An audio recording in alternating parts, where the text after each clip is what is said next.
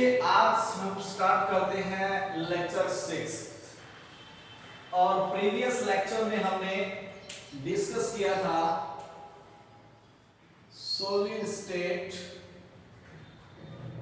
Lecture 6। आज हमारा mainly जो फोकस रहेगा, जो प्रीवियस लेक्चर में हमने डिस्कशन किया था वेरियस रिलेशंस के बारे में, हमने एज लेंथ की बात की थी, हमने पैकिंग एफिशिएंसी का बात किया था, नेविंग डिस्टेंस का बात किया था, हमने डेंसिटी को कैलकुलेट किया था, हमने लेटिस पॉइंट को कैलकुलेट किया था। अब उसके ऊपर बेस्ड हम उसके एप्लीकेशन पार्ट को स्टडी करेंगे आज, और हम उसके ऊपर बेस्ड कुछ प्रीवियस ईयर के questions IIT JEE mains advanced और नीट के। आइए एक बार हम रिकैप, जो टॉपिक हमने लास्ट में डिस्कशन किया था उसको समराइज कर लेते हैं। देखिए लास्ट क्लास में हमने डिस्कस किया था, उसको हम एक टेबुलर फॉर्म के अंदर अरेंज कर लेते हैं। देखिए इधर बात करते हैं हम किसकी, इधर बात करते हैं बच्चों हम क्रिस्टल सिस्टम की, इधर बात करते हैं हम लेटिस पॉइंट की, इधर बात करते हैं हम effective number of item per unit cell, यानी जेड को कैलकुलेट करना से।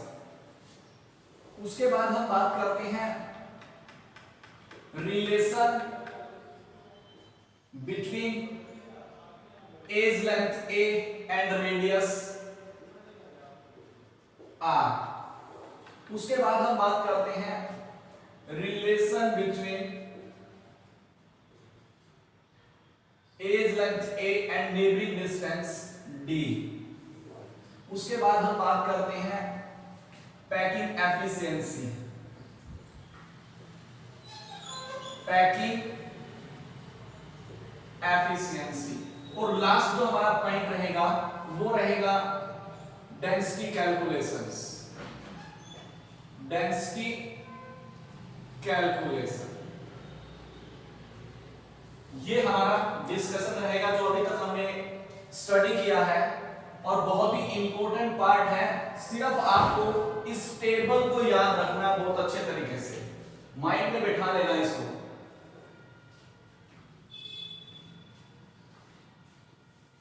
देखिए सबसे पहले बात करते हैं हम, जो सबसे पहले हमारे पास केस था, सबसे पहले हमारे पास केस था बच्चों एससीसी का, यानी simple cubic crystal.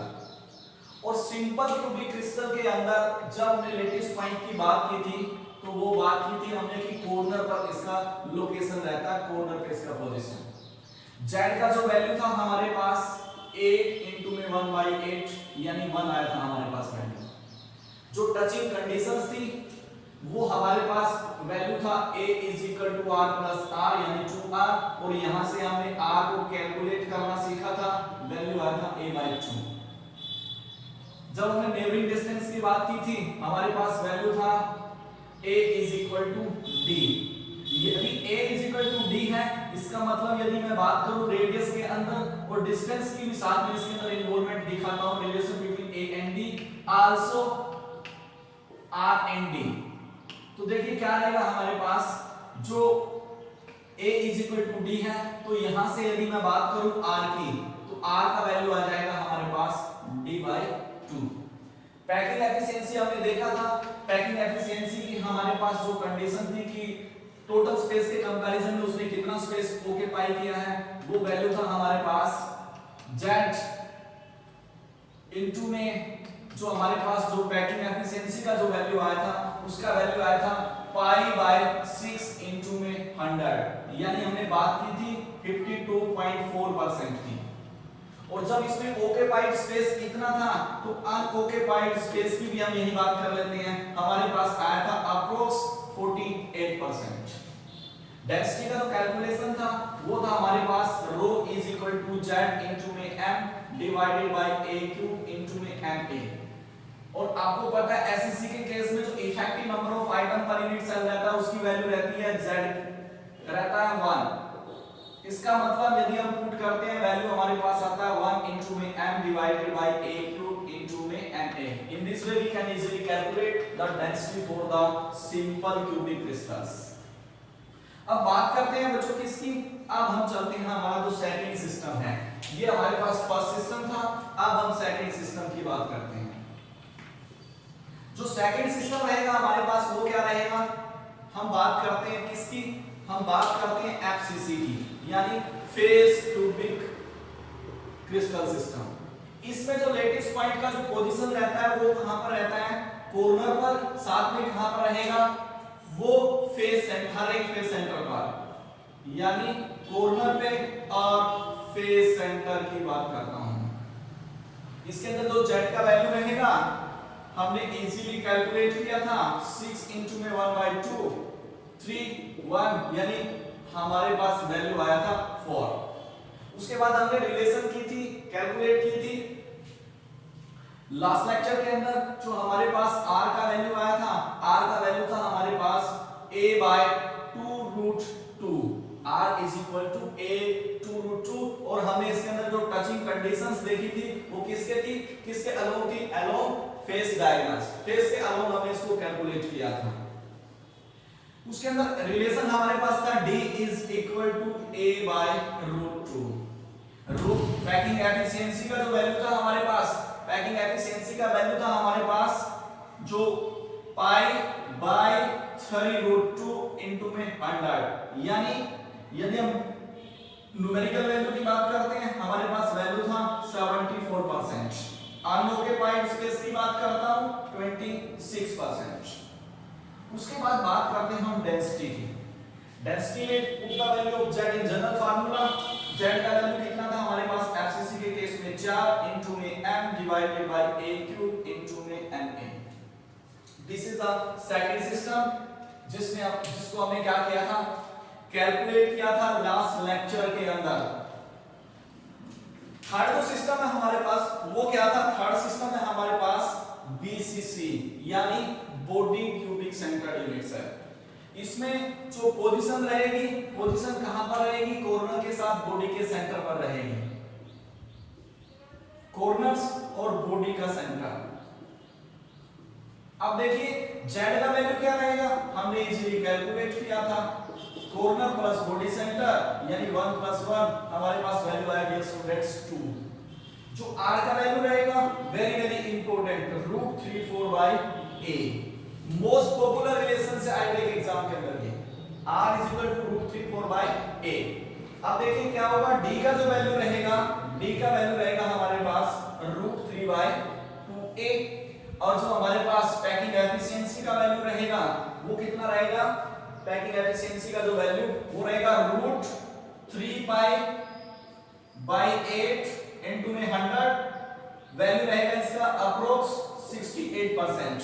Unoccupied space की बात करता हूं, मेरे पास वैल्यू रहेगा 32%। z की वैल्यू पुट कर दीजिए, हम इजीली कैलकुलेट कर पाएंगे डेंसिटी को, 2 into में m divided by a cube into में na। In this way we can summarize the all three systems and various relations among all।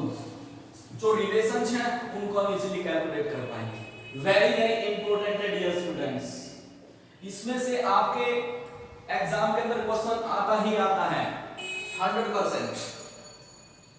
ये टेबल आपको बहुत अच्छे से आपको समराइज होनी चाहिए, आपको इसको अप्लाई करना आना चाहिए।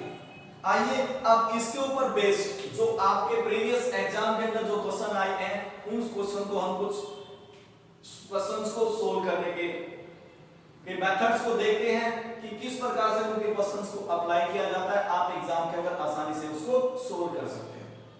नोट कर लीजिए।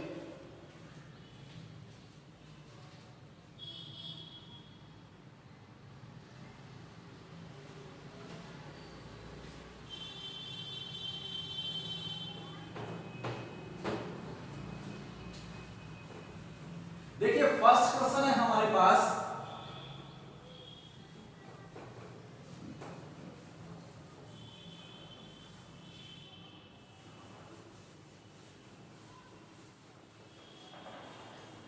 फर्स्ट क्वेश्चन क्या बोल रहा है, फर्स्ट क्वेश्चन हमारे को ये कह रहा है कि मेरे पास क्या है, मेरे पास सोडियम है, सोडियम मेटल।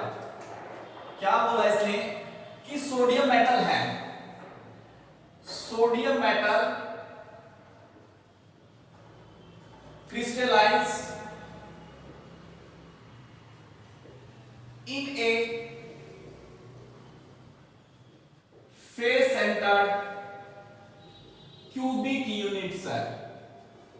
ये कहता है कि मेरे पास एक एफसीसी है और face centred cubic unit cell के अंदर वो एग्जिबिट करता है, और क्या दिया इसने, हैविंग एज लेंथ 4.29 एंगस्ट्रॉम, इसने क्या दे दिया, इसका एज लेंथ दे दिया। ये आपसे पूछ रहा है calculate the radius of atom, calculate the radius of atom. आपको क्या करना है, उस एटम के रेडियस को कैलकुलेट करना है अप्रोक्सीमेटली, अप्रोक्सीमेटली। और आपको उसने 4 ऑप्शन दिए,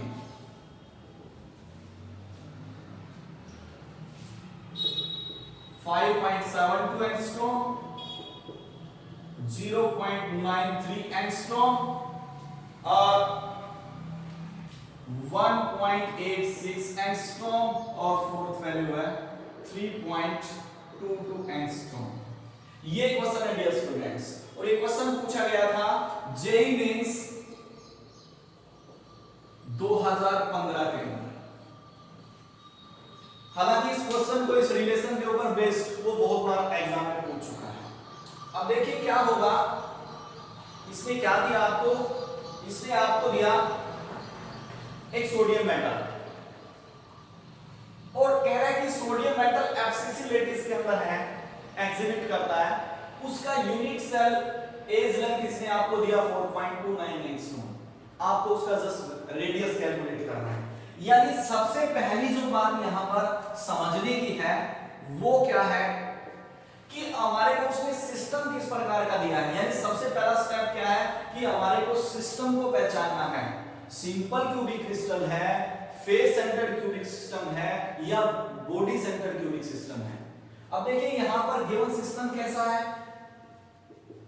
given system is FCC, FCC type system दिया है इसमें। दूसरा इसने क्या दिया है, उसने इसकी एज लेंथ दे दी, गिवन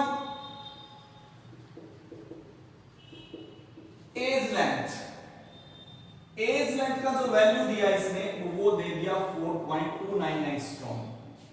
और वो आपसे क्या पूछ रहा है, आपसे पूछ रहा है वो रेडियस की वैल्यू, यानी we have to calculate the value of radius.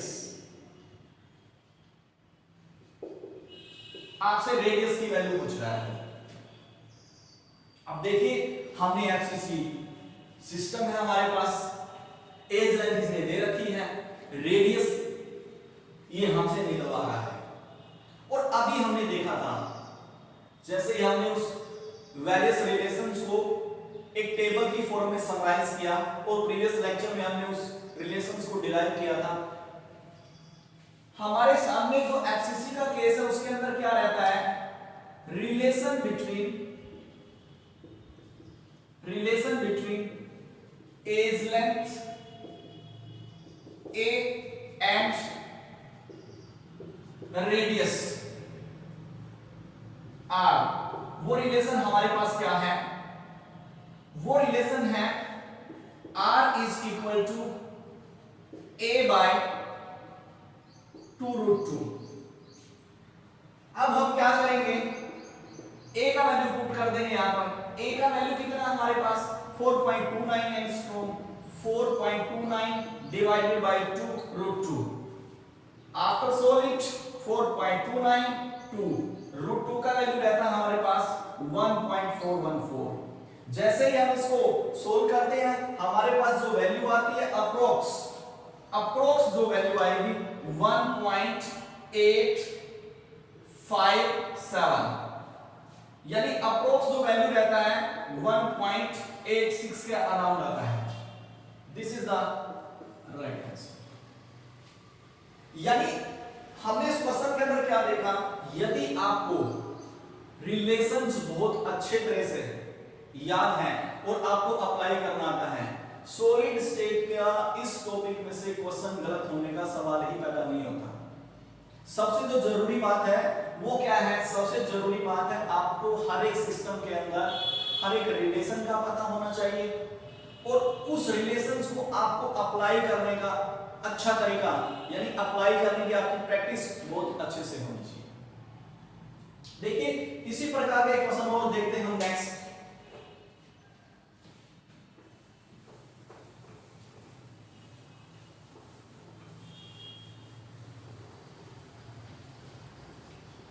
आपकी बार जो क्वेश्चन पूछा था इसने, वो क्वेश्चन पूछा था कि हमारे पास एक सीजियम क्लोराइड दिया उसने। Caesium chloride is crystallised in body centred cubic crystal, ये क्यूबिक यूनिट्स है। उसने आपको बोला कि जो सीजियम क्लोराइड है वो बीसीसी में रहता है और क्या दिया उसने, वो कहता है कि यदि if A is the edge length, A क्या दे दिया उसने एज लेंथ दे दिया। आपसे पूछ रहा है that which of the following expression is correct, और वो चार एक्सप्रेशन उसने आपको कौन कौन से दिए। पहले वो कह रहा है कि जो मेरे पास सीजियम का रेडियस है और Cl नेगेटिव का रेडियस है, उसका जो वैल्यू है मेरे पास वो क्या है 3a है। सेकंड में पूछ रहा है radius of caesium positive Cl negative 3a/2। Third आपसे क्या पूछ रहा है, वो सीजियम पॉजिटिव Cl नेगेटिव और वो आपसे पूछ रहा है √3/2a। और जो हमारे पास नेक्स्ट जो फोर्थ ऑप्शन पूछ रहा है, फोर्थ आपसे पूछ रहा है radius of caesium positive Cl negative √3a। Fourth option में उसने वैल्यू दिया आपसे √3a। और ये क्वेश्चन जो पूछा गया था, ये क्वेश्चन पूछा गया था जेईई मेंस 2014 के अंदर, जेईई मेंस 2014 के। हालांकि मेरा एक सेपरेट लेक्चर भी रहेगा इसके ऊपर, जो प्रीवियस ईयर टोटल सॉलिड का स्टेट का जो टोटल पोर्शंस है, चाहे हम मेडिकल की बात करें प्रीवियस क्वेश्चंस की, चाहे हम बात करें मेंस की, चाहे हम बात एडवांस की करें, एक अलग से सेपरेट प्रीवियस ईयर जो क्वेश्चन है उसके ऊपर एक लेक्चर रहेगा मेरा। देखिए अब इस क्वेश्चन को सोल्व करते हैं। सबसे पहली बात हमारे पास क्या है, सबसे पहली बात है बच्चों कि हमारे को सिस्टम को स्टडी करना है। और सिस्टम हमारे पास किस प्रकार का है, बॉडी सेंटर्ड क्यूबिक उसने सिस्टम दे दिया।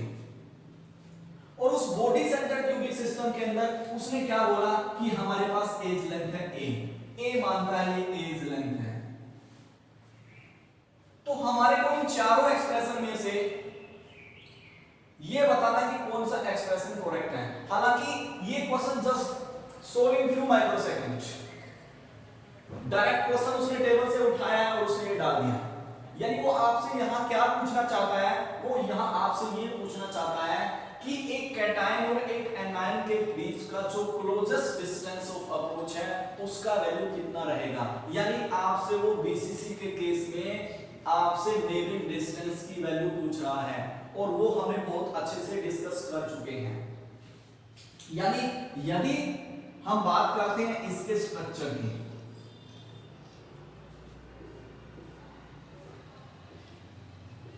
बीसीसी के केस में हमारे पास ये स्ट्रक्चर रहता है, और हम बीसीसी के केस में देखते हैं कि जो कॉन्स्टिट्यूएंट पार्टिकल्स होते हैं वो कोनर के साथ साथ बॉडी के सेंटर पर लाई करते हैं। अब देखिए क्या करते हैं हम, इसके अंदर जो एनाइंस है, एनाइंस का लोकेशन यहां रहता है, यानी Cl negative, Cl negative, Cl negative,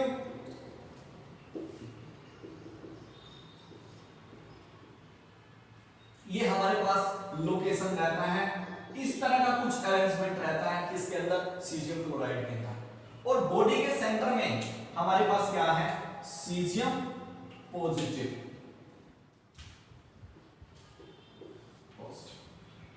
अब ये क्या कहता है, ये कहता है कि ऑप्शन के अकॉर्डिंग एक कैटायन और एनायन के रेडियस का वो सम पूछ रहा है, यानी जैसे ही मैं इसको अलोंग ए डायगोनल मीट कर रहा हूं, अलोंग ए डायगोनल, जिसको हम क्या बोल रहे हैं,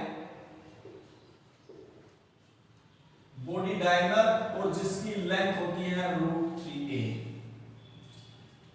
अब देखिए क्या होगा, वो आपसे इस एनायन का रेडियस और इस कैटायन के रेडियस के अंदर रिलेशन पूछ रहा है।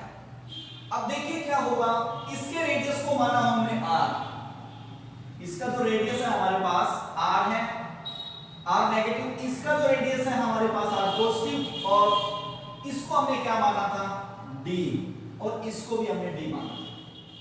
अब देखिए क्या होगा, मैं यदि मानता हूं कि ये a और ये क्या सपोज कर लेता हूं b। अब देखिए क्या होगा, we know that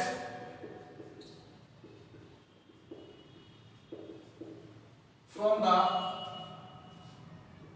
structure of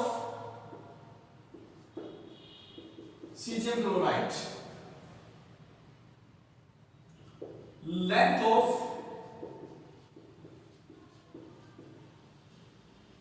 body diagonal is equal to AB।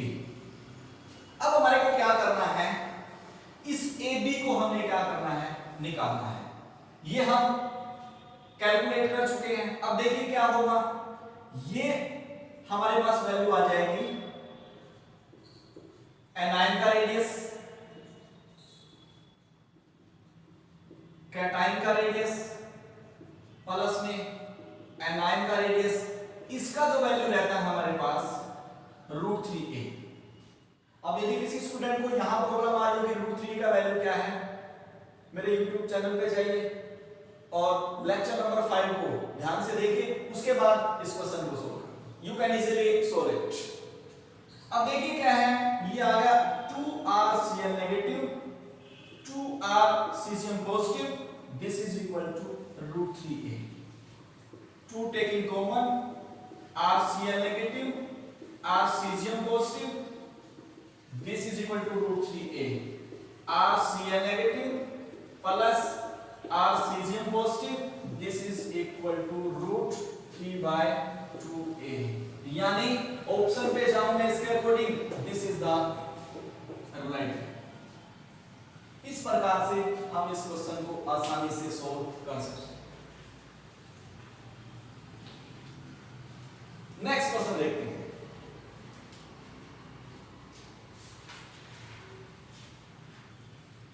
Next जो क्वेश्चन पूछा गया था, वो पूछा गया था जेईई एडवांस के एग्जाम के अंदर, और इंटीजर टाइप में वो आपसे क्वेश्चन पूछ रहा था।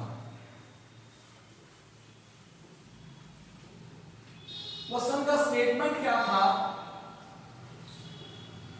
हालांकि क्वेश्चन बहुत आसान था, यदि आपको थोड़ी सी भी सिंपल जानकारी है सॉलिड स्टेट की और मोल कांसेप्ट की, you can easily solve it.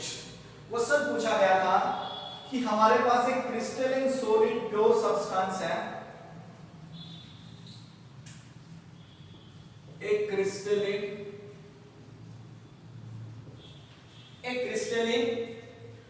Solid of pure substance, solid of pure substance, एक प्योर सब्सटेंस का क्रिस्टलिन सॉलिड दे दिया, जिसका एफसीसी स्ट्रक्चर है, has a face centred cubic structure, और साथ में क्या दे दिया उसने, with a cell edge of 400 picometre, यानी सेल एज दे दिया उसने 400 पिकोमीटर। साथ में क्या दे दिया उसने, डेंसिटी दे दी क्रिस्टल की, if the density of the crystal is 8 ग्राम पर सेंटीमीटर क्यूब, यानी साथ में क्या कर दिया इसने, डेंसिटी का भी वैल्यू आपको इसने दे दिया। फिर आपसे क्या पूछ रहा है, then the number of item,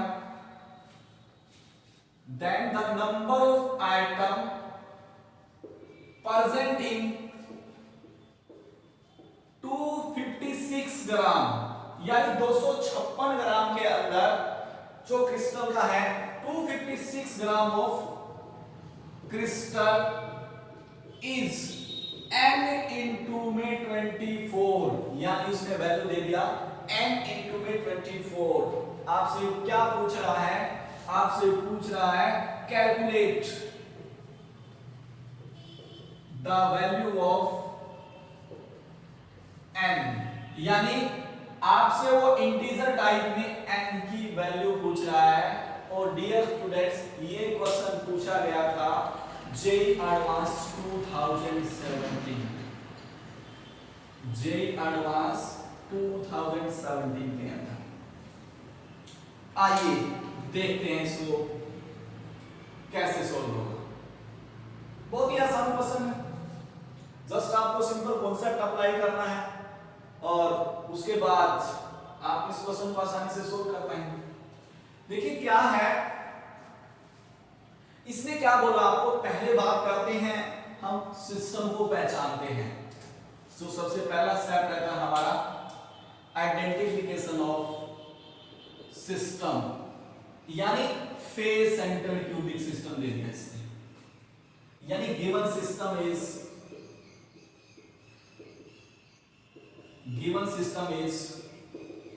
FCC, और एफसीसी के बारे में हम सारी बातें जानते हैं। दूसरा इसने क्या दे दिया, इसने एज लेंथ दे दिया उसका a, यानी value of a, value of a कितना दे दिया, यानी एज लेंथ a, उसका वैल्यू दे दिया इसने 4 पिकोमीटर। और क्या दिया इसने, डेंसिटी दे दिया इसने, डेंसिटी ऑफ क्रिस्टल यानी रो, वो दे दिया इसने 8 ग्राम पर सेंटीमीटर क्यूब। अब दूसरा क्या दिया, तो इसने number of item present in 256 gram of crystal, यानी नंबर ऑफ आइटम गिवन, यानी n का वैल्यू दे दिया इसने n इंटू में 10 की पावर 24। इस n की वैल्यू हमारे को बच्चों कैलकुलेट करनी है। साथ में इसने क्या कर दिया, क्रिस्टल का मास दे दिया, यानी गिवन मास, और उसका वैल्यू दे दिया इसने 256 ग्राम। और हमारे को कैलकुलेट करना है इस n का वैल्यू, यानी we have to calculate the value of n। अब देखिए, इसने डेंसिटी दे दिया, एज लेंथ दे दिया। अब यहां पर जो डेंसिटी है वो ग्राम पर सेंटीमीटर क्यूब के अंदर है, और यहां पर जो एज लेंथ है वो पिकोमीटर के अंदर है। या तो इस पिकोमीटर को इसमें कन्वर्ट कर लीजिए या सेंटीमीटर को इसमें कन्वर्ट कर लीजिए। अब देखिए क्या है, एक सिंपल सा यूनिट कन्वर्जन। हम क्या देखते हैं कि जो 1 पिकोमीटर है वो 10 की पावर -10 सेंटीमीटर के इक्वल होता है, या 10 की पावर माइनस 12 मीटर के इक्वल होता है। अब हमारे को use this simple unit convergence.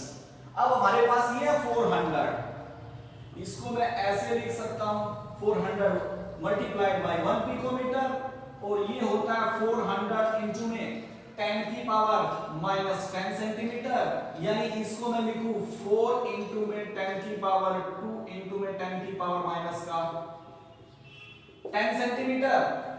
Base बराबर है, पावर ऐड हो जाएंगी, 4 इंटू में 10 की पावर माइनस 8 सेंटीमीटर, यानी हमारे पास जो फाइनल वैल्यू है having same unit in case of density and edge length, वो वैल्यू आ गया हमारे पास 4 इंटू में 10 की पावर माइनस का 8 सेंटीमीटर। अब देखिए हमारे पास जो जनरल फार्मूला है, general formula for density calculation in case of FCC, वो जो हमारे पास है वो कितना है, rho is equal to Z into में एम ए क्यूब इंटू में एन ए। अब जेड का जो वैल्यू रहता है हमारे पास वो रहता है 4, डेंसिटी इसने दे रखी है, पुट दिस वैल्यू, डेंसिटी का वैल्यू है 8, जेड का वैल्यू रहेगा 4, एम हमारे को कैलकुलेट करना है, ए का वैल्यू है 4 इंटू में 10 की पावर माइनस 8 क्यूब, और एन ए का वैल्यू है 6.023 इंटू में 10 की पावर 23।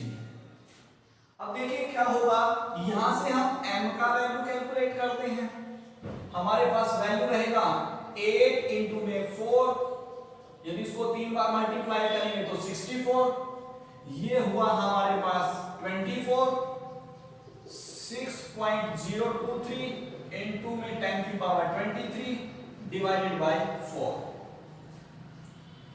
अब इसको देखते हैं हम, ये 16 वैल्यू आया हमारे पास m का, 8 इंटू में 16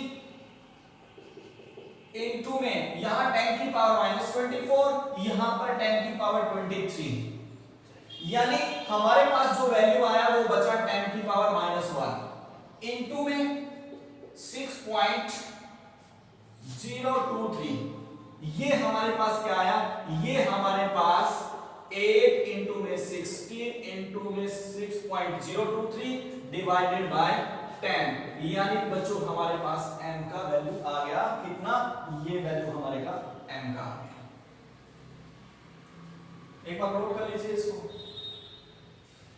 अब देखिए क्या होगा, इस m की वैल्यू को, यानी हमारे को क्या मिल गया, हमारे को इसका मास दिया हुआ है क्रिस्टल का, और हमारे को इसका मोलर मास मिल गया, और इसके साथ में ही क्या है हमारे पास एवोगैड्रो नंबर ऑफ पार्टिकल की हमारे को कैलकुलेशन वैल्यू पता है, हम आसानी से n का वैल्यू पुट कर सकते हैं। यानी क्या होगा बच्चों हमारे पास, अब देखिए by mole concept, by mole concept number of mole is equal to given mass divided by molar mass. अब देखिए क्या है, अब साथ में इसने क्या दिया, इसने एवोगैड्रो नंबर ऑफ पार्टिकल्स हमारे को पता है, नंबर ऑफ आइटम्स इसने दिए हैं, यानी यदि मैं यहां इस नंबर ऑफ मोल को यदि आइटम या कंस्टिट्यूएंट पार्टिकल की टर्म में लिखूं तो मैं इसको राइट कर सकता हूं गिवन नंबर ऑफ पार्टिकल्स, यानी given number of item divided by Avogadro number of item, and this is equal to given mass divided by molar mass या मोलिकुलर मास। यदि एक मॉलिक्यूल की बात करते हैं मॉलिक्यूलर मास आ जाएगा, मोलर यानी मोल की बात करते हैं मोलर मास आ जाएगा। अब देखिए नंबर ऑफ आइटम इसने कितने दिए, नंबर ऑफ आइटम इसने जो हमारे को वैल्यू दी, यानी नंबर ऑफ आइटम्स कि हम इसको क्या लिखेंगे, number of items divided by Avogadro number of items is equal to given mass divided by molar mass multiplied by, इसको मैं यहां ले जाता हूं, ये आया हमारे पास Avogadro number of item particles.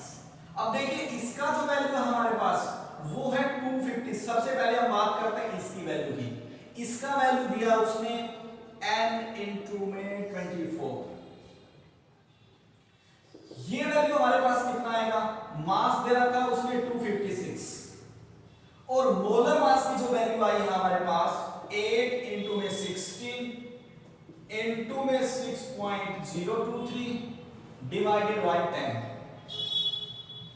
और जो एवोगैड्रो नंबर ऑफ पार्टिकल्स हैं उसकी वैल्यू है हमारे पास 6.023 इंटू में 10 की पावर 23। अब देखिए क्या होगा हमारे पास 256 इंटू में 6.023 इंटू में 10 की पावर 23, ये 10 ऊपर चला जाएगा यानी इसकी पावर 1 डिवाइडेड बाय 8 इंटू में 16 इंटू में 6.023। अब क्या होगा हमारे पास, इससे ये कैंसल, इससे ये कैंसल, 2 यानी वैल्यू हमारे पास कितना आया 2 इंटू में 10 की पावर, ये 23 ये 1 यानी 23 प्लस 1 यानी 2 इंटू में 10 की पावर 24। यानी हमारे पास क्या आया, हमारे पास ये वैल्यू आई n इंटू में 10 की power 24 is equal to 2 into में 24। When compare these two entities, we can calculate the value of n and the value of n is equal to 2। ये क्वेश्चन आपके जेईई एडवांस के exam में integer type में पूछा गया question था। यानी पहले हमारे को क्या करना है, सिस्टम को पहचानना है, उसके बाद हमारे को ये देखना है कि उस सिस्टम के अंदर दिया क्या गया है, उसके बाद हमने क्या करना, उस सिस्टम से रिलेटेड उन रिलेशंस को अप्लाई करके हम उस क्वेश्चन को आसानी से सोल्व कर सकते हैं। अब इस पार्ट से रिलेटेड जितनी भी प्रॉब्लम्स हैं आप आसानी से इनको सोल्व कर सकते हो। सबसे जो इंपॉर्टेंट बात है डियर स्टूडेंट्स, वो सबसे इंपॉर्टेंट बात है हमारे लिए क्या, कि आपको वो सिस्टम पहचानना आना चाहिए और उस सिस्टम की आपको क्या होनी चाहिए, सारे के सारे रिलेशंस, वेरियस रिलेशंस, चाहे वो एज लेंथ और रेडियस की बात करें, चाहे हम एज लेंथ और नेबरिंग डिस्टेंस की बात करें, चाहे हम रेडियस की और नेबरिंग डिस्टेंस की बात करें, चाहे हम पैकिंग एफिशिएंसी की बात करें, चाहे हम डेंसिटी की बात करें, चाहे हम effective number of item per unit cell की बात करें, चाहे हम रेडियस पॉइंट की बात करें, you can easily apply and solve the questions and getting full marks when you sit in your competitive exams।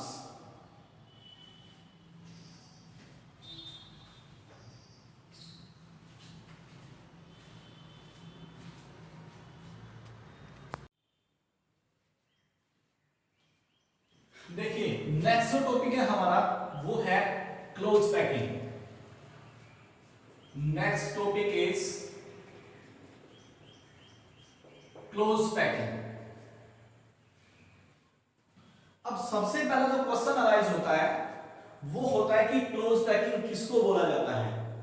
अभी हमने वेरियस रिलेशंस के अंदर देखा, हमने क्या देखा, ये नोट है, जो पैकिंग फ्रैक्शन का वैल्यू रहता है, packing fraction always less than 1, यानी 1 यूनिट से कम रहता है जो पैकिंग फ्रैक्शन है हमारे पास। अब हमारा क्वेश्चन राइज होता है जो कि क्लोज पैकिंग किसको बोला जाता है। अब देखिए हम स्टार्टिंग में क्या, जब भी हमने सॉलिड स्टार्ट किया था हम एक बात को अज्यूम करके चले थे और हमने क्या अज्यूम किया था कि जो हमारे पास सॉलिड्स हैं उसके अंदर 3 प्रकार के कंस्टिट्यूएंट पार्टिकल्स देखे थे हमने, वो आइटम भी थे, वो आयंस भी थे, वो मॉलिक्यूल्स भी थे। और हमने ये अज्यूम किया था कि जो वो सॉलिड्स होते हैं, वो जो कंस्टिट्यूएंट पार्टिकल्स होते हैं, that are behave like a solid hard sphere, यानी एक सॉलिड हार्ड स्फीयर की तरह उन्होंने बिहेव किया था। अब देखिए क्वेश्चन अराइज होता है कि क्लोज पैकिंग का मीनिंग क्या है, यानी क्लोज पैकिंग का मतलब क्या है, जनरल लैंग्वेज में हम इसका मीनिंग समझते हैं, यानी किसी भी चीज को, किसी भी थिंग्स को, किसी भी ऑब्जेक्ट को हम कितने बेटर वे में अरेंज कर सकते हैं। फॉर एग्जाम्पल आपने भी देखा होगा, मान लिया आपके किसी फ्रेंड का बर्थडे, आप उसको कोई भी गिफ्ट देने जा रहे हो, तो क्या करते हो आप, जब भी आप शॉपकीपर के पास जाते हो, जैसे ही आप अपने गिफ्ट को चूज करते हो और जैसे ही वो शॉपकीपर क्या करता है, उसको पैक करता है, तो जनरली एक स्टेटमेंट बोली जाती है उसको कि जी इसको बहुत अच्छे तरीके से पैक करना है। अब वहां पर बहुत अच्छे तरीके से पैक करने का मीन क्या है, बहुत अच्छे तरह से पैक करने का जो मीन है वो in the language of chemistry उसको हम क्या बोलते हैं, well packed arrangement of that object, कि उस ऑब्जेक्ट को हम उसके शेप और साइज के बेस पर कितने तरीके से उसको अच्छे से अच्छा हम क्या कर सकते हैं, अरेंज कर सकते हैं, that is known as the close packing. यानी अब उस ऑब्जेक्ट के अंदर वो जितना, मान लीजिए बॉक्स के अंदर हम एक ग्लास बॉल को, ग्लास का कोई भी ऑब्जेक्ट है, हम उसको अरेंज कर रहे हैं, उसको एडजस्ट कर रहे हैं, उसको पैक कर रहे हैं, तो जैसे ही क्या होगा, उसका जो साइज है, यदि वो बॉक्स के साइज के अप्रोक्सीमेटली रहेगा या उससे थोड़ा सा छोटा रहेगा, लेकिन बहुत ज्यादा छोटा की बात नहीं कर रहे हैं, यदि उसके साइज के अकॉर्डिंग हम उसको एडजस्ट करते हैं, तो ड्यूरिंग द ट्रांसपोर्टेशंस हमारे को किसी प्रकार की कोई भी डिफिकल्टी फेस नहीं करनी पड़ेगी। यानी मेरा कहने का मतलब क्या है कि मान लीजिए बॉक्स तो बहुत बड़ा है और उसके अंदर हमने क्या कर लिया, एक ग्लास का ऑब्जेक्ट लिया, हो सकता हो in the form of any gift for your friends, तो क्या होगा, जैसे ही आप उसको बसेस के अंदर या किसी दूसरे ट्रांसपोर्ट के अंदर लेके जाओगे, हो सकता है उसके टूटने के चांस क्या रहते हैं, बहुत ज्यादा रहते हैं। तो इसीलिए हम एक वर्ड का यूज करते हैं, जिस प्रकार से हम वहां पैकिंग का इफेक्ट देखते हैं, वही इस प्रकार से हम लिटरल सेंस के अंदर यहां पर क्लोज पैकिंग का मीन समझने की कोशिश कर रहे हैं कि कैसे कंस्टिट्यूएंट पार्टिकल को हम एक 1D स्पेस के अंदर, 2D स्पेस के अंदर, 3D स्पेस के अंदर अरेंज करते हैं। Such type of packing is known as the close packing, यानी द पैकिंग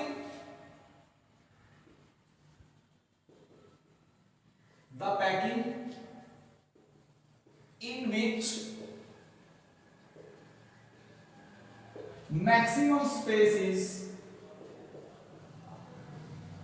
occupied, यानी ज्यादा से ज्यादा स्पेस उसके अंदर भरा हुआ होना चाहिए, and minimum space is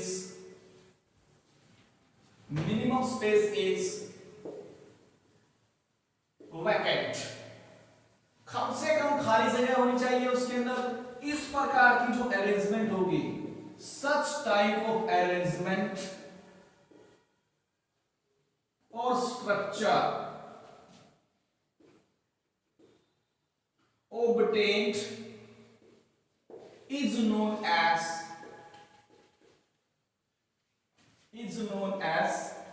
close packing। उसको क्या बोला जाता है बच्चों, उसको बोला जाता है close packing.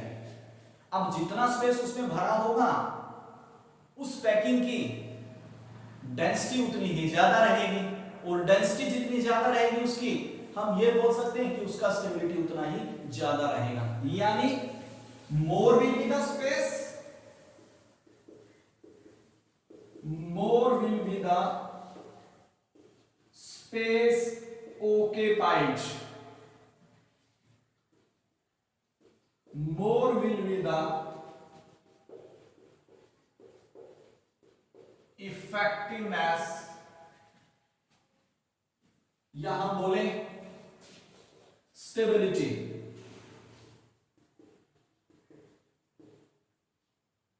In the close packing.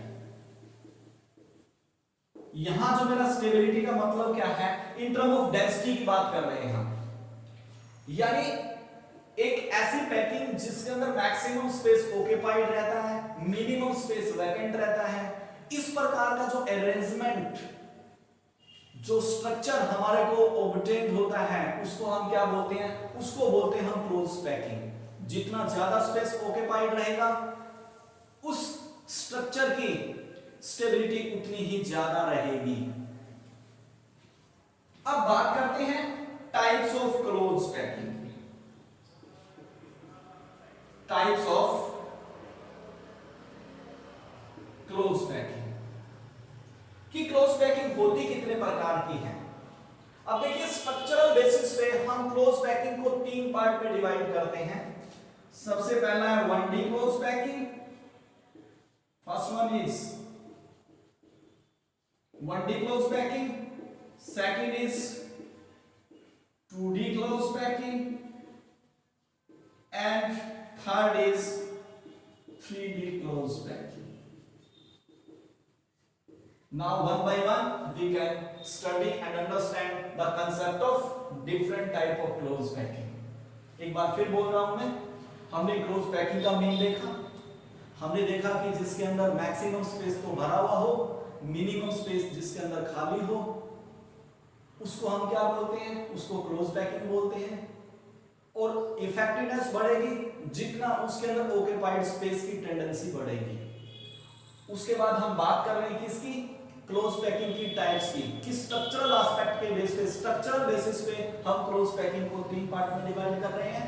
1D close packing, 2D close packing, 3D close packing. Now we will study one by one. आइए सबसे पहले बात करते हैं हम 1D क्लोज पैकिंग। यानी 1D क्लोज पैकिंग का मतलब क्या है, 1D क्लोज पैकिंग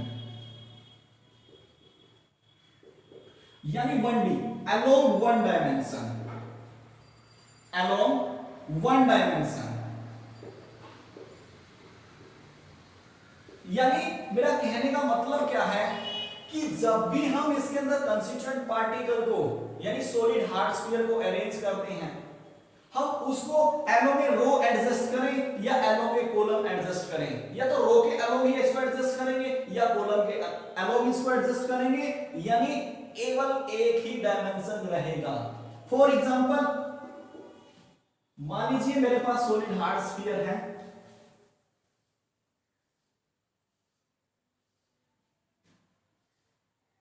इस तरह का अरेंजमेंट रहा होगा इस 1D क्लोज पैकिंग के अंदर। अब हम क्या करते हैं, ये इन सॉलिड हार्ड स्फीयर यानी कंस्टिट्यूएंट पार्टिकल के सेंट्रल पॉइंट हैं, और हमने क्या किया, एलोंग ए रो हमने क्या कर दिया, इन सॉलिड हार्ड स्फीयर को यानी इन कंस्टिट्यूएंट पार्टिकल को हमने एडजस्ट कर दिया। And when we meet the centre of all the solid hard sphere that are adjusted along a row, we get a straight line, we get a straight line array। such type of arrangement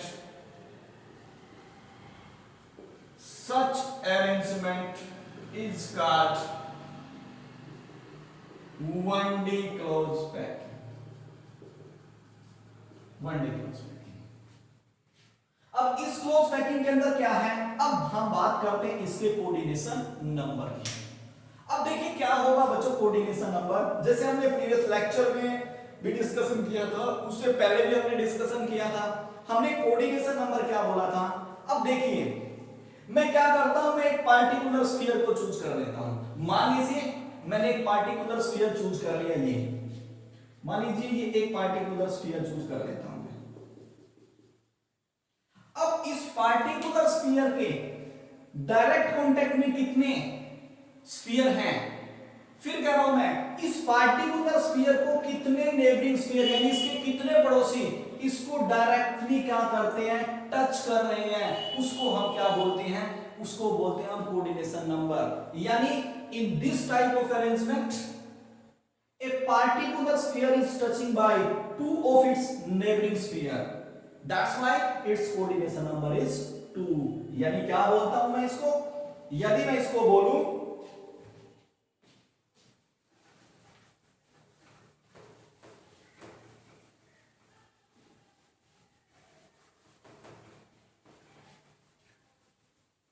देखिए क्या रहेगा इसके अंदर, in this type of arrangement, in this type of arrangement a particular sphere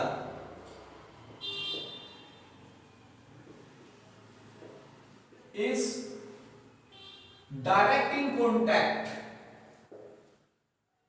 is direct, ये word बड़ा important है, is direct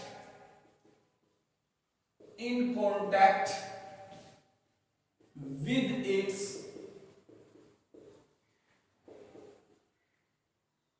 neighboring sphere, that is called its coordination number। इसका मतलब क्या हुआ, एक पार्टिकुलर स्फीयर ये टच कर रहा है इसको, एक पार्टिकुलर स्फीयर ये टच कर रहा है, इसका मतलब क्या हुआ, in case of 1D close packing coordination number is 2। इस क्लोज पैकिंग के अंदर कोऑर्डिनेशन नंबर हमारे पास क्या रहेगा, 2 रहेगा। एक बार फिर रिपीट कर रहा हूं मैं, सबसे पहले हम बात कर रहे हैं क्लोज पैकिंग के टाइप्स 1D की। जैसे हमने कंस्टिट्यूएंट पार्टिकल्स यानी सॉलिड हार्ड स्फीयर को अलोंग ए रो हमने एडजस्ट किया, और जैसे इसके सेंटर पॉइंट को हम मीट करते हैं we get a straight line array. इस प्रकार का जो अरेंजमेंट रहा होगा इस क्लोज पैकिंग के अंदर, इसी क्लोज पैकिंग को हम क्या बोलते हैं, कोऑर्डिनेशन नंबर बोलते हैं। ओ सॉरी, इसी पैकिंग को हम 1D क्लोज पैकिंग बोल रहे हैं। अब बात करते हैं इसके कोऑर्डिनेशन नंबर की। अब देखिए इस अरेंजमेंट में से कोई भी जब हम एक पार्टिकुलर स्फीयर चूज करते हैं, हमारे को ये चेक करना है कि उस पार्टिकुलर स्फीयर के डायरेक्ट कांटेक्ट में कितने नेबरिंग स्फीयर हैं, यानी उसके डायरेक्ट पड़ोसी कितने हैं, जो उससे डायरेक्ट जुड़े हुए हैं उन पड़ोसी को काउंट कर लीजिए, हमारे को क्या मिल जाएगा, उसका कोऑर्डिनेशन नंबर मिल जाएगा। यानी इसमें हमने क्या देखा, इस पार्टिकुलर स्फीयर को एक पड़ोसी को ये टच कर रहा है, एक पड़ोसी ये टच कर रहा है, मतलब टोटल पड़ोसी में हमारे पास 2, वही इसका क्या है, coordination number 2। This is the 1D close packing. अब बात करते हैं हम किसकी, 2D क्लोज पैकिंग की, 2 डायमेंशनल क्लोज पैकिंग। यानी 2 डायमेंशन के अलोंग इसके अंदर स्ट्रक्चरल अरेंजमेंट रही है, उसके बेस पर हम इस क्लोज पैकिंग को फर्दर 2 पार्ट में डिवाइड करेंगे। देखिए क्या है, सबसे पहले बात कर रहा हूं मैं किसकी, 2D close packing. Second number 2D close packing, यानी अलोंग 2 डायमेंशंस। इसमें 2 टाइप्स पढ़ेंगे हम। जो फर्स्ट टाइप होगी वो क्या होगी, एससीपी, और जो सेकंड टाइप होगी वो कहलाएगी एचसीपी। यानी HCP means square close packing, यानी एक स्क्वायर का फॉर्मेशन होगा, और इसका मतलब क्या है, हेक्सागोनल क्लोज पैकिंग। और हमने इस वर्ड को डिस्कस किया था जब हमने 7 बेसिक क्रिस्टल सिस्टम पढ़े थे। हमने देखा था इसके अंदर दोनों 2 साइड बराबर थी, तीसरी बराबर नहीं थी, अल्फा और बीटा 90 डिग्री थे, गामा 120 डिग्री था। आइए सबसे पहले देखते हैं हम कि स्क्वायर क्लोज पैकिंग क्या होती है।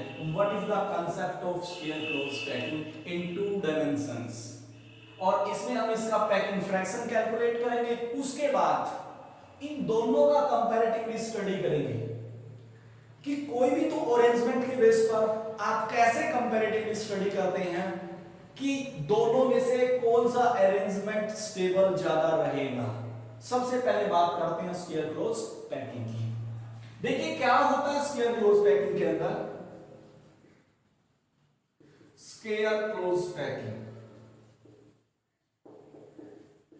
यानी जैसे नाम से पता चल रहा है कि जैसे हम इसके अंदर कंस्टिट्यूएंट पार्टिकल को अरेंज करेंगे, there is the formation of a square. अब देखिए वो बात आती है कि इसके कंस्टिट्यूएंट पार्टिकल को हम अरेंज कैसे करते हैं। देखिए क्या होगा, हमारे पास एक लेयर है इस तरह का,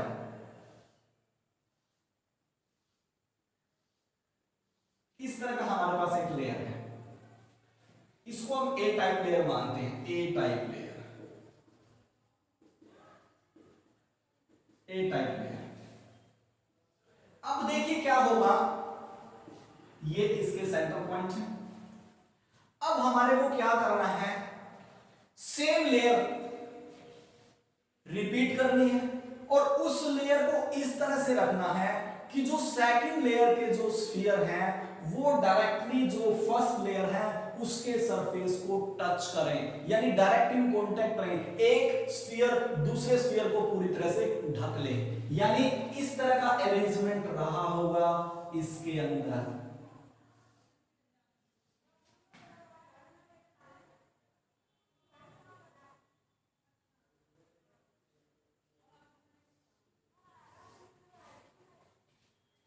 ये भी हमारे पास सेम रिपीटेशन है, ए टाइप लेयर। फिर हम क्या करेंगे, सेम प्रोसेस फॉलो करेंगे। ये हमारे पास लेयर आ गया, इस प्रकार का अरेंजमेंट रहता है हमारे पास। किसके केस में, हमारे पास रहता है एससीपी के केस में, स्क्वायर क्लोज पैकिंग के केस में। अब देखिए अब आप क्या करेंगे, अब जो आपका नेक्स्ट काम है, सभी के सेंटर पॉइंट को नोट कर लीजिए।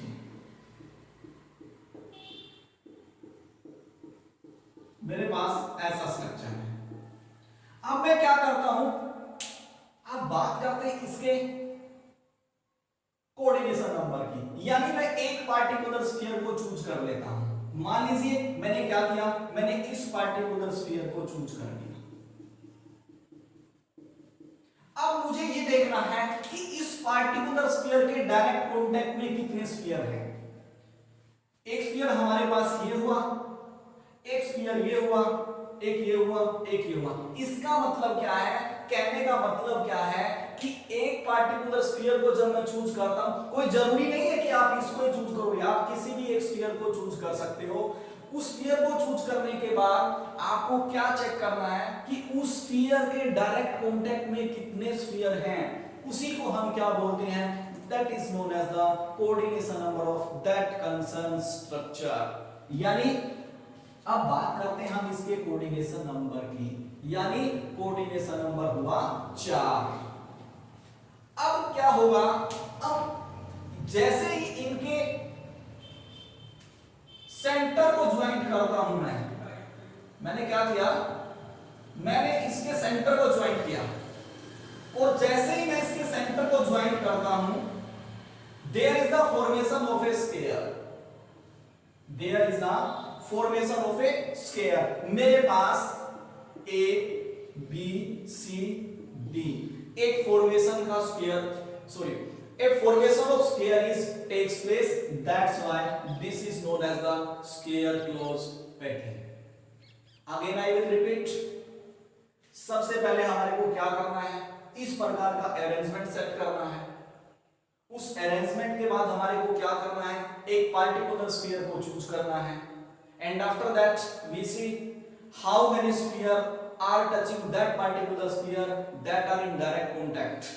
डायरेक्ट कांटेक्ट में उसके कितने पड़ोसी हैं वो चेक करने हैं, जो क्या बताएगा, इसके कोऑर्डिनेशन नंबर के बारे में बताएगा। एंड आफ्टर दैट हमारे को क्या करना है, उनके सेंटर पॉइंट को मीट करना है। जैसे इसके सेंटर पॉइंट को हमने मीट किया, हमारे पास कैसा स्ट्रक्चर ऑब्टेन हुआ, एक formation of sphere takes place, यानी हमारे पास एक स्फीयर बन जाता है। That's why it is called sphere close packing. इसी वजह से हम इसको क्या कहते हैं, स्फीयर क्लोज पैकिंग कहते हैं। यानी अब बात रहती है कि जो हमारे पास क्या हुआ, in this type of arrangement, in this type of arrangement,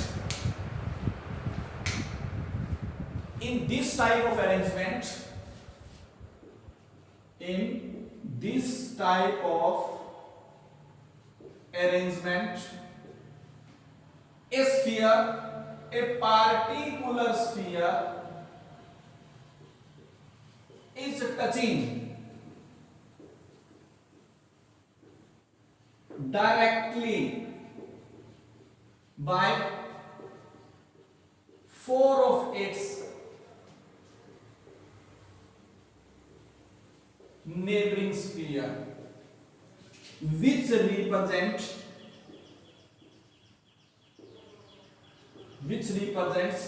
its coordination number।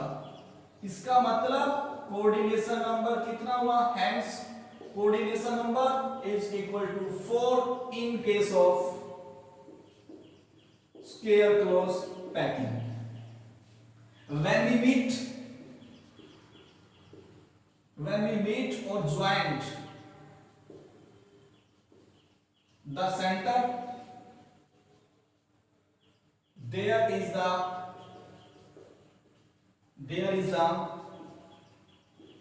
formation of square takes place। That's why it is called square close packing। इसी वजह से हम इसको क्या कहते हैं, स्क्वायर क्लोज पैकिंग कहते हैं। कोऑर्डिनेशन नंबर कितना है इसका, 4। अब देखिए इसमें क्या है, इसके अंदर कुछ स्पेस ऑक्यूपाइड है, कुछ क्या है, अनऑक्यूपाइड स्पेस है। जो अनऑक्यूपाइड स्पेस है उसको बोलते हैं हम वैकेंट स्पेस या इंटरस्टिशियल वॉइड्स, उसका हम बाद में डिस्कस करेंगे। अब हम कैलकुलेट करते हैं इसके अंदर क्या, पैकिंग फ्रैक्शंस, कि इस स्फीयर के फॉर्मेशन से इस 2D स्ट्रक्चर के अंदर क्या फर्क पड़ा है। यानी next topic is calculation of packing fraction in the square unit cell. अब हम वो देख रहे हैं कि एक स्क्वायर यूनिट सेल के अंदर हमारे को क्या पैकिंग फ्रैक्शंस मिलता है।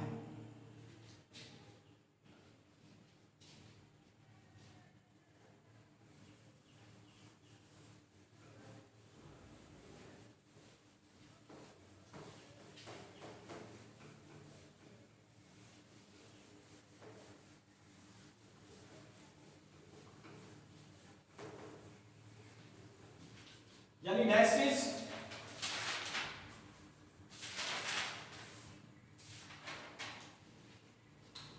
Calculation of, next article is calculation of packing fraction in square unit cell या स्क्वायर क्लोज पैकिंग। देखिए क्या है, हमारे पास इस प्रकार का अरेंजमेंट था,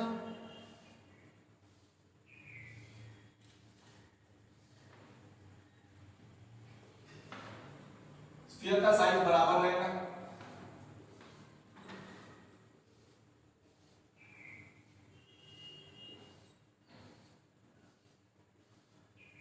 ये हमारे पास एक स्क्वायर क्लोज पैकिंग अभी हमने डिस्कस किया था। मान लीजिए मेरे पास इस प्रकार का कोई स्ट्रक्चर बनता है, इस प्रकार का कोई ज्योमेट्री रहता है,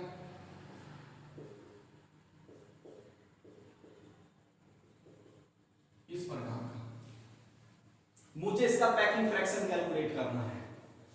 इसका रेडियस अज्यूम करते हैं आर, इसका आर है हमारे पास, और मुझे इसका क्या कैलकुलेट करना है, we have to calculate packing fractions of this square unit cell. अब देखिए पैकिंग फ्रैक्शन होता क्या है, हम ऑलरेडी डिस्कस कर चुके हैं। पैकिंग फ्रैक्शन यानी यूनिट सेल के अंदर जो आइटम है उसका total area of item in one unit cell divided by area of one unit cell. यानी हमारे पास क्या रहेगा, हमारे पास रहेगा कि उस यूनिट सेल का एरिया क्या है और उस यूनिट सेल के अंदर जो कंस्टिट्यूएंट पार्टिकल का जो अरेंजमेंट है, यानी जो सॉलिड हार्ड स्फीयर में जो स्पेस ऑक्यूपाई किया है उसका एरिया क्या है, उसी को हम क्या कहते हैं, उसी को हम पैकिंग फ्रैक्शन कहते हैं। और ऑलरेडी हम सिंपल क्यूबिक क्रिस्टल सिस्टम में, बॉडी सेंटर्ड क्यूबिक क्रिस्टल के अंदर, एफसीसी के अंदर, एससीपी के अंदर हम ऑलरेडी डिस्कस कर चुके हैं। अब देखिए सबसे पहले हम बात करते हैं इसके अंदर क्या, कि हमारे पास जो ये एरिया है, जो ये एरिया दिया गया है जिसमें स्फीयर का रेडियस हमारे पास क्या है, r है। अब क्या होगा, सबसे पहले हम बात करते हैं किसकी, कि जो सबसे पहले हमारे पास एरिया है आइटम का, यानी यहां पर जो आइटम है वो सॉलिड हार्ड स्फीयर की तरह बिहेव कर रहा है, इसका मतलब area of one item this is equal to pi are square. क्योंकि जो आइटम है वो किसकी तरह बिहेव कर रहा है, वो आइटम बिहेव कर रहा है हमारे पास एक स्फीयर की तरह। अब हमारे को क्या निकालना है कि इफेक्टिव एरिया क्या रहेगा इसका, effective area of one item in this unit cell. इस यूनिट सेल के अंदर इस आइटम का कितना एरिया इफेक्टिव है, यानी कितना एरिया इसने ऑक्यूपाई किया हुआ। अब अगर ध्यान से देखिए, जो हमारे पास ये एरिया है, यानी ये एरिया जो हमारे पास area A B C D, यानी जहां पर एक स्क्वायर का फॉर्मेशन है, हमारे को क्या करना है, हमारे को इस जिसको हम क्या मानते हैं, ये जिस जो क्या है आर। अब देखिए क्या है, यदि मैं इस पूरे एरिया को मानूं, अब देखिए मेरे पास ये एक सॉलिड हार्ड स्फीयर है, ये क्या है, ये इसका रेडियस है, ठीक है। अब हम क्या करते हैं, इसको मैं ऐसे एडजस्ट करता हूं, इसका मतलब जो ये एरिया हुआ ये टोटल का कितना हुआ 1/4, यानी इफेक्टिव एरिया क्या रहेगा आइटम का, जो ये पाई आर स्क्वायर है इसका 1/4, यानी मेरे पास क्या आया पाई आर स्क्वायर बाय 4। अब देखिए इस तरह के कितने सर्कल है मेरे पास, एक ये है, एक ये है, एक ये है, एक ये है, यानी इस प्रकार से मेरे पास 4 सर्कल हैं, यानी total area of effective item in this unit cell वो क्या रहेगा, एक का पाई आर स्क्वायर बाय 4, मुझे निकालना है 4 का, मेरे पास वैल्यू कितना आया पाई आर स्क्वायर, यानी मेरा जो पहला स्टेप है, यानी total area of item in the unit cell वो कितना आया बच्चों, वो आया मेरे पास पाई आर स्क्वायर। अब मुझे कैलकुलेट करना है इस पूरे यूनिट सेल का एरिया, यानी area of one unit cell. अब देखिए इस वन यूनिट सेल का एरिया क्या है, अब जो ये यूनिट सेल है वो एक स्फीयर की तरह बिहेव करता है, यानी unit cell is treated as a square and we know that area of square is equal to side का स्क्वायर। अब मेरे पास जो टोटल साइड है वो क्या है r प्लस r, यानी 2r, यानी 2r का square this equal to 4r square. Now putting both these values in expression 1, यानी मेरे पास क्या आ जाएगा packing fraction is equal to total area है मेरे पास पाई आर स्क्वायर, और मेरे पास जो एक एरिया यूनिट सेल है उसका एरिया है आर स्क्वायर, यानी we get value pi by 4, यानी मेरे पास जो पैकिंग फ्रैक्शन का वैल्यू आया वो आया π/4। यानी यदि मैं पाई का वैल्यू पुट करता हूं 3.14, यानी 3.14 divided by 4 we get 0.78 something. यानी पैकिंग फ्रैक्शन की बात करता हूं 2D में 0.78 आता है स्क्वायर मीटर सेल में। यदि पैकिंग एफिशिएंसी की बात करता हूं 78% आता है। और यदि मैं बात करता हूं ऑक्यूपाइड स्पेस की, वो वैल्यू कितना रहता है 78%। और यदि मैं वैकेंट स्पेस की बात करता हूं, वैकेंट स्पेस रहता है मेरे पास 22%। This is the concept of closed packing in case of square unit cell। देख लीजिए। इसके बाद बात करते हैं हम किसकी, हेक्सागोनल क्लोज पैकिंग की। नेक्स्ट देखिए, next topic is hexagonal close packing.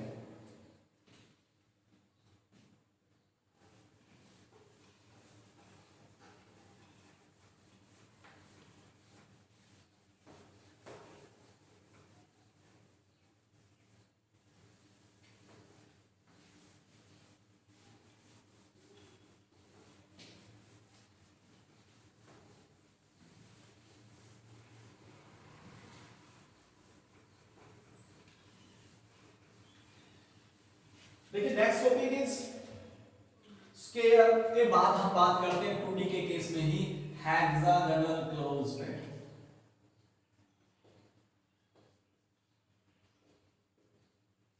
In case of 2D, यानी 2 डायमेंशन के अंदर हम हेक्सागोनल क्लोज पैकिंग की बात करेंगे।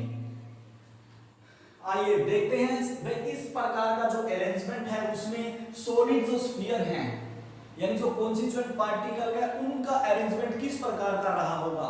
देखिए हम क्या करते हैं इसके अंदर, जैसे हमने स्क्वायर क्लोज पैकिंग के केस में फर्स्ट लेयर ली थी, उसी प्रकार से हम यहां पर भी क्या करते हैं,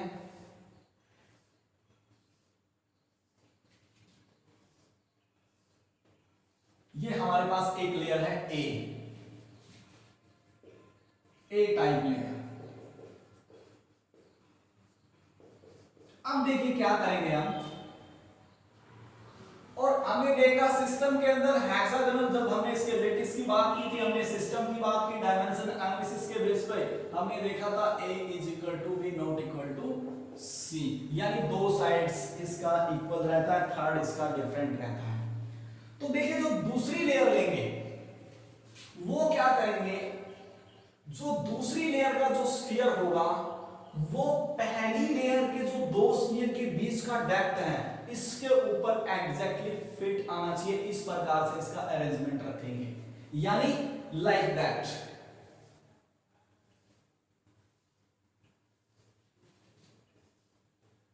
इस प्रकार से हम क्या करते हैं, इसके अंदर अरेंजमेंट दिखाते हैं, यानी इस प्रकार का अरेंजमेंट रहा होगा इस केस में, यानी इसको बोलते हैं हम बी टाइप लेयर। फिर प्रोसेस को रिपीट करेंगे, फिर हम ए लेयर की बात करेंगे,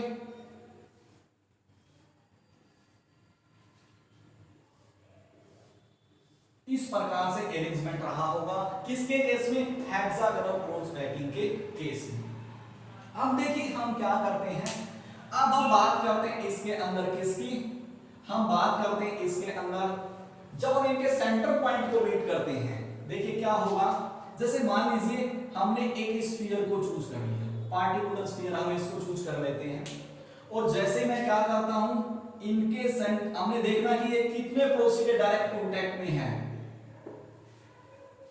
मैं क्या करता हूं, इनके सेंटर पॉइंट को रीड कर देता हूं। इस प्रकार हमारे पास एक हेक्सागन का फॉर्मेशन बनता है, यानी इस स्फीयर को एक पार्टिकुलर स्फीयर, ये second, third, fourth, fifth and sixth, इसका मतलब क्या हुआ, इसका जो कोऑर्डिनेशन नंबर है, इसका कोऑर्डिनेशन नंबर आता हमारे पास 6, और हमारे पास इस प्रकार की जो अरेंजमेंट है, यानी in this type of arrangement in this type of arrangement, a particular sphere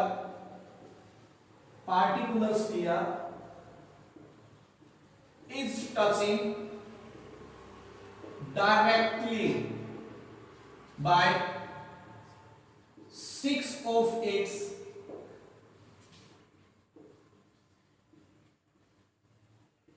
neighboring sphere। यानी एक पार्टिकुलर स्फीयर 6 स्फीयर को टच करता है, इसका मतलब hence coordination number 6 and there is the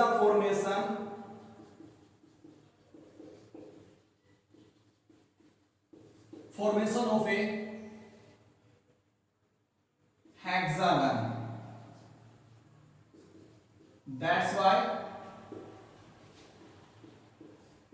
it is called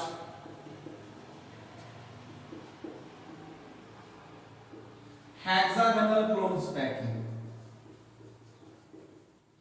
इसी वजह से हम इसको क्या कहते हैं कि जैसे एक रेगुलर हेक्सागन बनेगी हम इसको क्या बोल देंगे, हेक्सागोनल क्लोज पैकिंग। जैसे हमने स्फीयर के केस में देखा था, एससीपी के केस में देखा था, एक स्फीयर का फॉर्मेशन हुआ था, इस वजह से हमने उसको स्फीयर क्लोज पैकिंग बोल दिया था, क्योंकि वहां एक स्फीयर 4 को टच कर रहा था। हेक्सागोनल के केस में हमारे पास क्या है कि एक स्फीयर पार्टिकुलर स्फीयर 6 स्फीयर को यानी 6 पड़ोसी को टच कर रहा है, इसलिए हम इसको क्या बोल दिया, इसको बोल दिया हमने हेक्सागोनल क्लोज पैकिंग। अब देखिए यहां पर एक और जो बात है वो क्या है कि एक तो मेरे पास ये एरिया है, एक मेरे पास ये एरिया है, इनको क्या बोला जाता है, इनको बोला जाता है interstitial voids.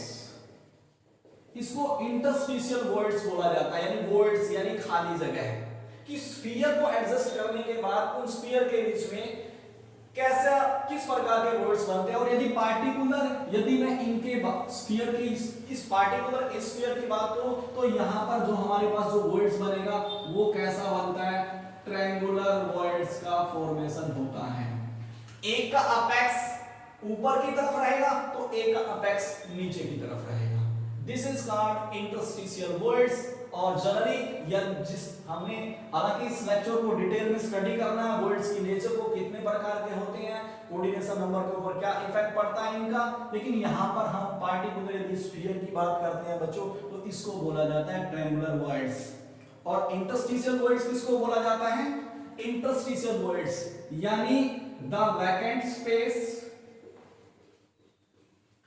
that are exist among the solid hard sphere, that is constituent particle के एडजस्ट करने के बाद उनके बीच में या जो बचता है is called voids और एंटी स्पेस या इंटरस्टिशियल वॉइड्स। इंटरस्टिशियल वॉइड्स हमने इसका अरेंजमेंट देखा, हमने देखा कोऑर्डिनेशन नंबर 6 होता है, जैसे इनके सेंटर पॉइंट को मीट करते एक रेगुलर हेक्सागन बनता है। उसके बाद हमने देखा कि सॉलिड हार्ड स्फीयर को एडजस्ट करने के बाद उन स्फीयर के बीच में एक पर वॉइड्स एक खाली जगह भी रहती है जिसको हमने बोला इंटरस्टिशियल वॉइड। और स्पेशली यदि हम यहाँ जिसका एक अपेक्स ऊपर की तरफ है एक अपेक्स नीचे की तरफ है वॉइड्स का, उसको हमने बोला triangular voids. And the detail study of the voids that will be later discussed in next classes. अब बात करते हैं कि इसके अंदर पैकिंग फ्रैक्शन क्या रहता है, यानी पैकिंग फ्रैक्शन कैसे कैलकुलेट करेंगे हम इसको। Next is packing fractions.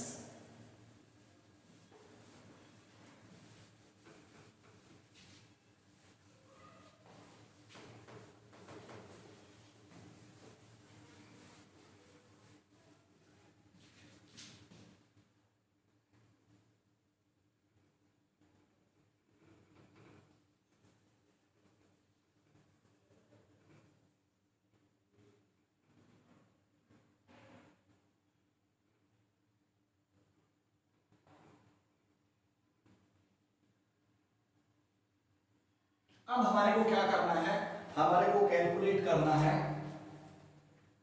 इस हेक्सागन का packing fractions.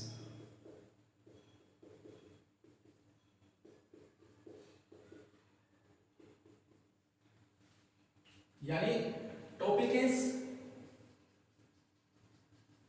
Calculation of packing fraction in case of HCP, और बात कर रहे हैं हम 2D की। यानी 2D के केस में हम इसका पैकिंग फ्रैक्शन कैलकुलेट करना चाहते हैं।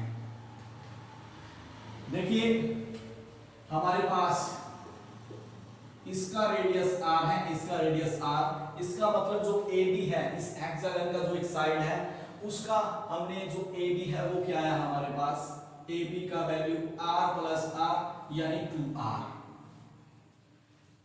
अब देखिए पैकिंग फ्रैक्शन निकालते कैसे हैं। Packing fraction total area occupied by the atom in one unit cell divided by area of one unit cell। यानी उस यूनिट सेल के अंदर जो एटम्स हैं, जो स्फीयर है, हार्ड स्फीयर हैं, उनका टोटल एरिया क्या है डिवाइडेड बाय इस पूरे यूनिट सेल का, यानी इस पूरे रेक्टेंगुलर हेक्सागन का। तो सबसे पहले बात करते हैं हम टोटल एरिया की, यानी इफेक्टिव नंबर ऑफ एटम्स की बात करते हैं पहले हम। अब देखिए area of a single item, जो एक सिंगल आइटम है उसका एरिया हमारे पास कितना रहता है, pi are square, pi are square. अब हम बात करते हैं इफेक्टिव नंबर ऑफ आइटम्स की, कि जो हमारे पास total number of effective items कितने हैं। Total number of effective item in one unit cell, वो कितने रहेंगे। अब देखिए हमारा जो मेन मकसद है, वो मेन मकसद क्या है कि इस रेगुलर हेक्सागन के अंदर जो डायरेक्ट इसके पड़ोसी है, यानी डायरेक्ट जो स्फीयर है, उन्होंने कितना एरिया ऑक्यूपाई किया हुआ है, हमारा मेन एम है ये निकालना। अब देखिए क्या होगा, जो हमारे पास ये पोर्शन है ये 1/3 पोर्शन को ऑक्यूपाई करता है। यानी एक रेगुलर हेक्सागन के अंदर हमारे पास 60 डिग्री का एंगल फॉर्मेशन रहता है। यानी जब हम निकालते हैं कि जो हमारे पास थीटा होता है ना 360/m, where m is the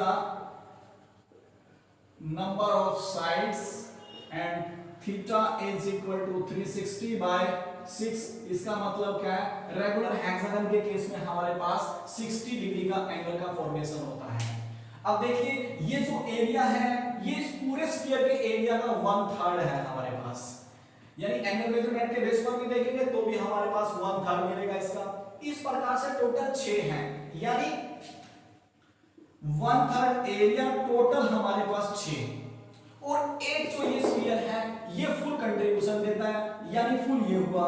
इसका मतलब total number of effective item हमारे पास इस यूनिट सेल के अंदर कितने रहे, 3। अब जो एक हमारे पास है उसका एरिया है पाई आर स्क्वायर।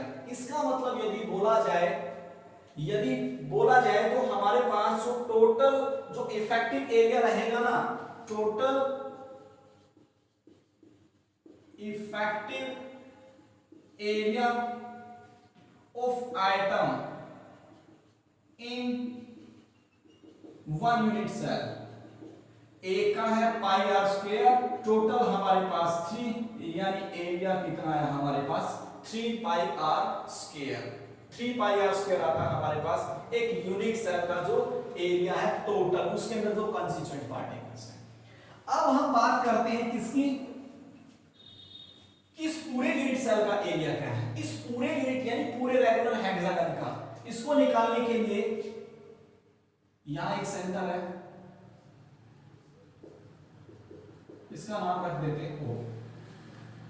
यदि मैं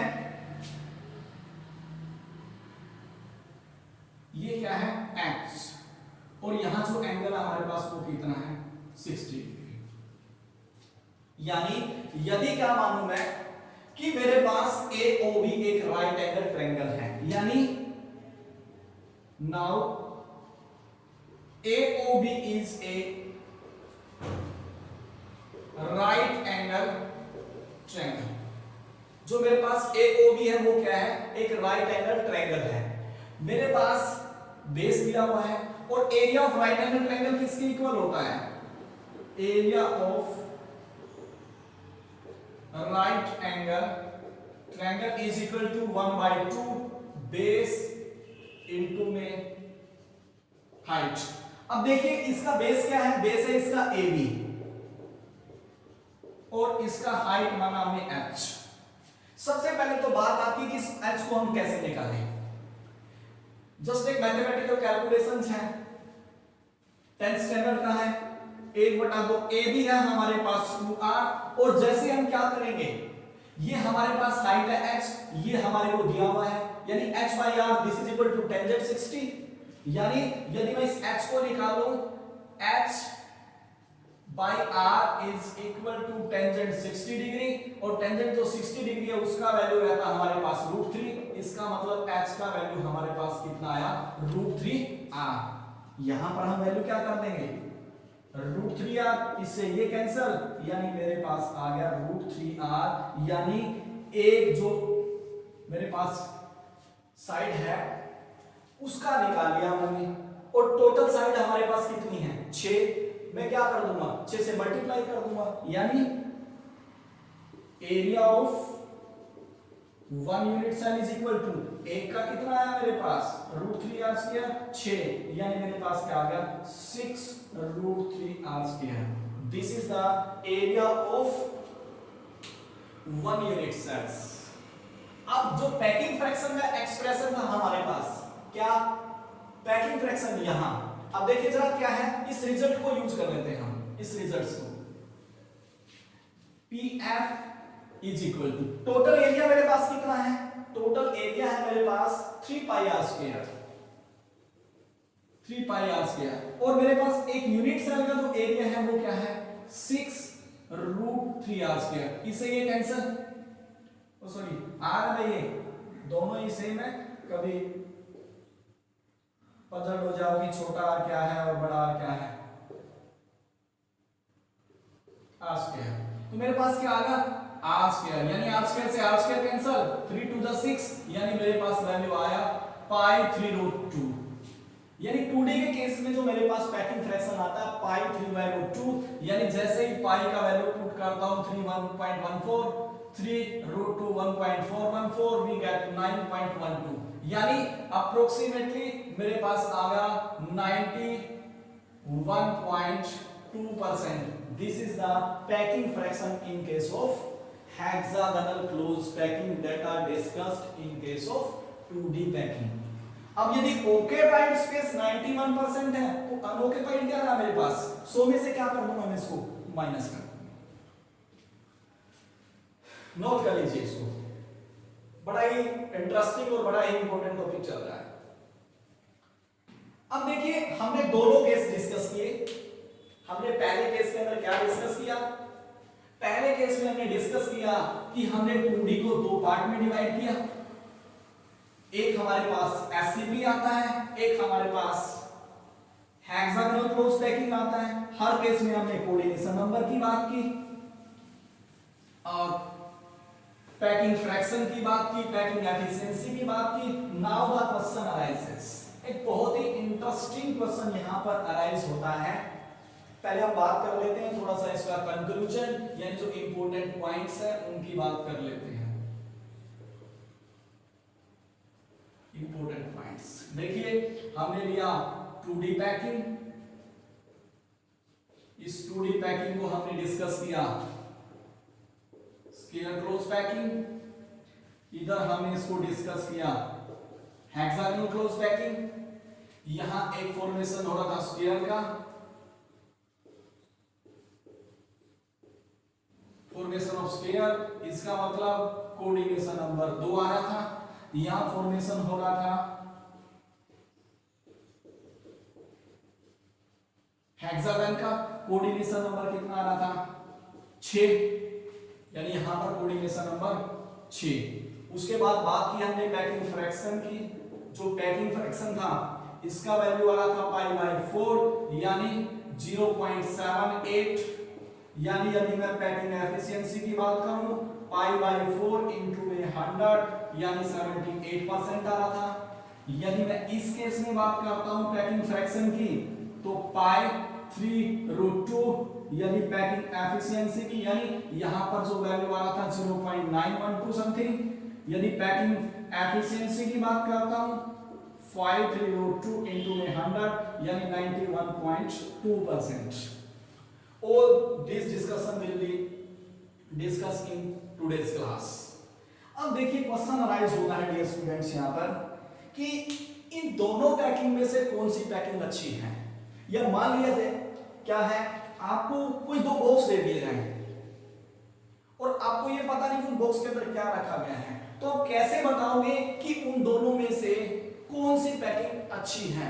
वही क्वेश्चन हमारे पास, अब देख के तो हम बता नहीं सकते कि पैकिंग अच्छी है। अब यहां पर हमारे पास क्वेश्चन अराइज हो रहा है और वो क्वेश्चन अराइज क्या हो रहा है, note out of this two type of packing,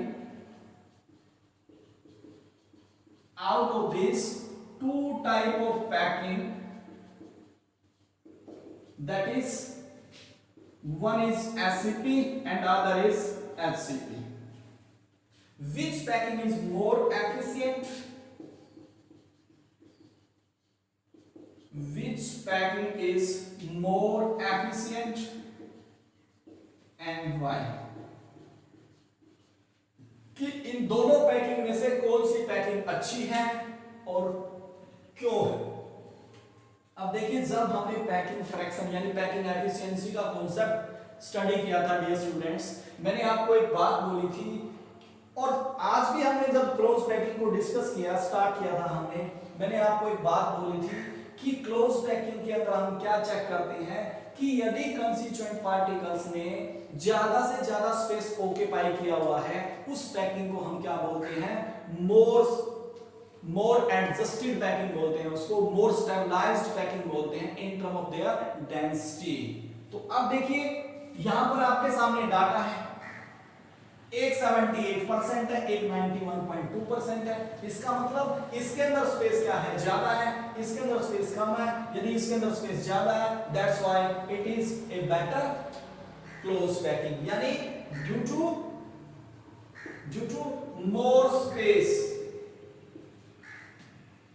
due to more packing efficiency और space occupied nature. HCP packing is more efficient packing।